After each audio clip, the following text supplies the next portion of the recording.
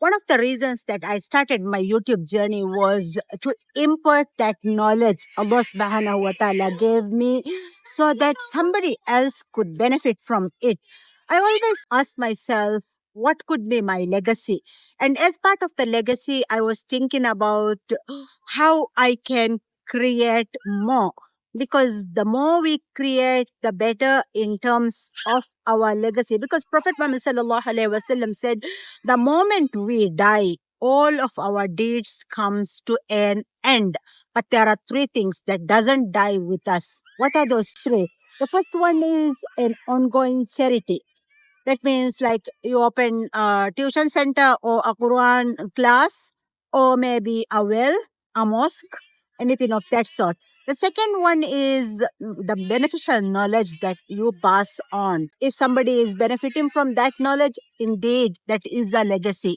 And then the third element is raising pious children. When it comes to raising pious children, whatever the effort we may put into it, we might not be able to achieve it because it depends on someone else's behavior, someone else's character.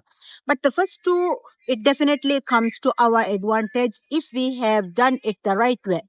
Therefore, with that perspective, to impart knowledge that would be benefitable, I was discovering on ways I could do it the best. And recently, in my local language, Direhi, I started doing videos where I try to connect the Quran and neuroscience. So, as a neuroscience coach, I continuously for the last 14 years, whenever I learn a concept, how the brain works or how our body behaves in a certain situation, I would always ask myself this question.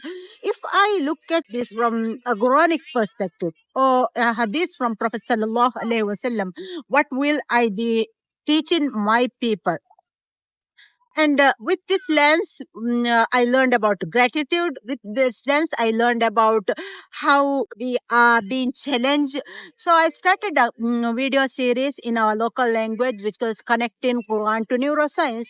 And I thought I would, a part of my English international platform, I would also want to have these videos on my channel. As a starting point, I have taken verse number 139 of Surah Al Imran. The verse goes, وَلَا تَهِنُوا وَلَا تَحْزَنُوا وَأَنْتُمُ الْأَعْلَوْنَ إِن كُنتُم So do not weaken مُؤْمِنِينَ. and do not grieve, and you will be superior if you are true believers.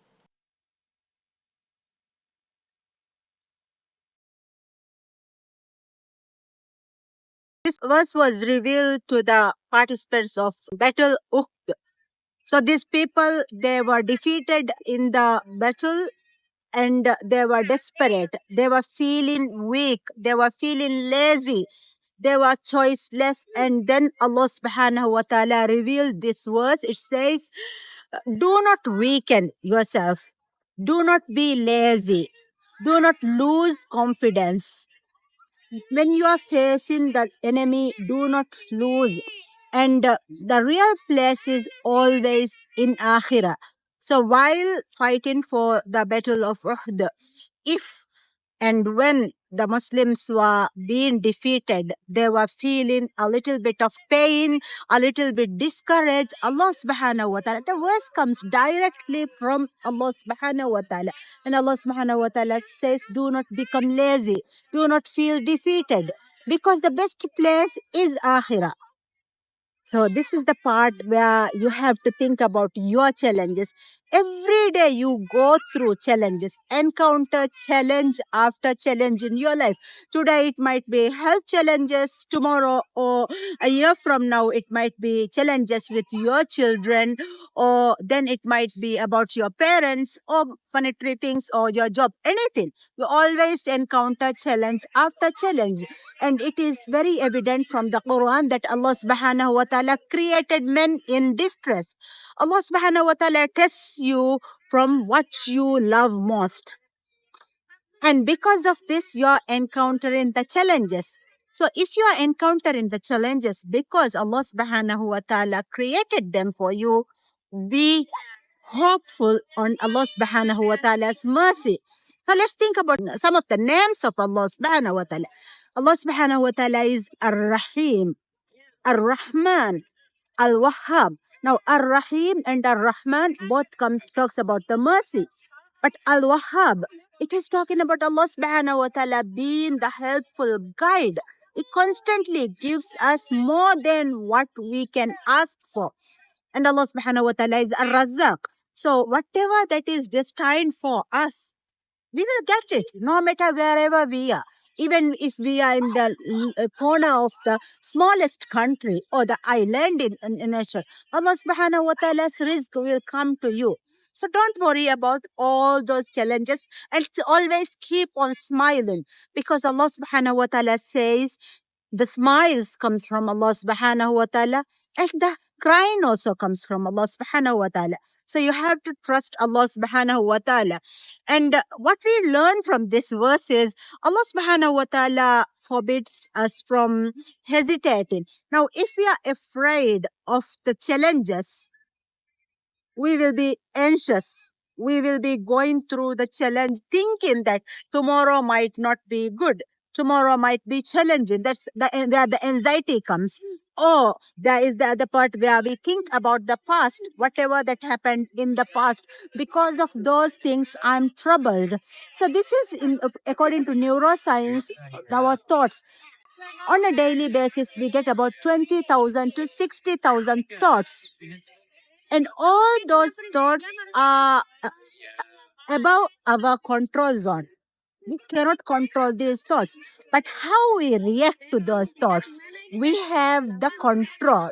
So people will say, this came from Allah subhanahu wa ta'ala. I cannot do anything.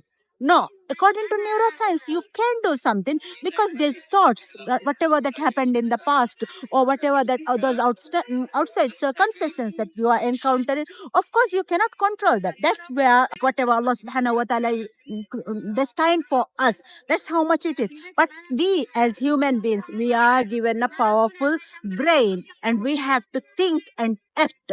So I learned this concept from Jim Rohn. He says E plus R equal O. The events plus response equal outcome.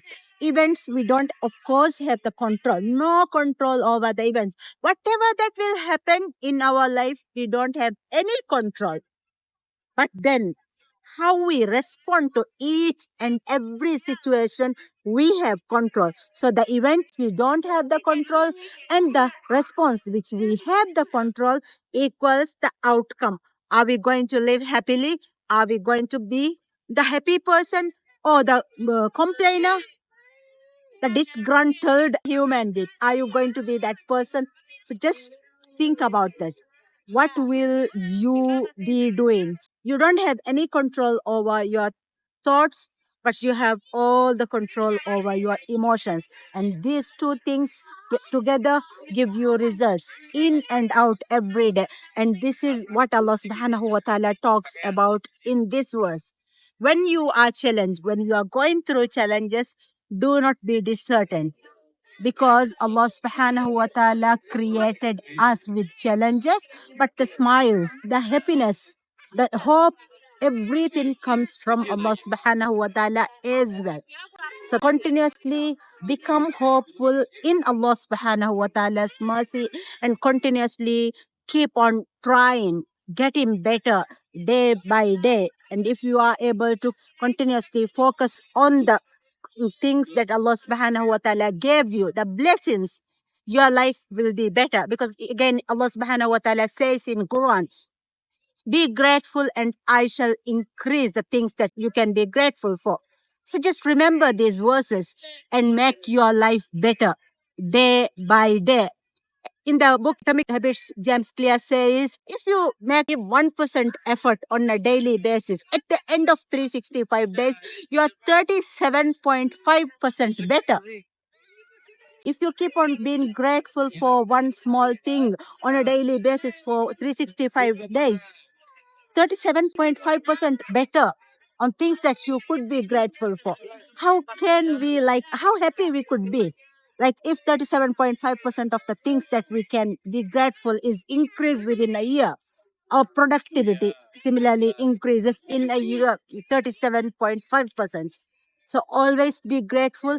Allah subhanahu wa ta'ala is the most merciful. You just have to ask. And Allah subhanahu wa ta'ala will give you. Remember three things. Allah subhanahu wa ta'ala may answer your prayers as you ask. Allah subhanahu wa ta'ala may delay it and save you from a calamity, or may delay so that something better is coming for you, or your du'as will be answered in the hereafter. So don't lose hope. Whatever you are doing, it's always about the mercy of Allah subhanahu wa ta'ala. Inshallah, I'll be meeting you with verse number 140 soon. Thank you.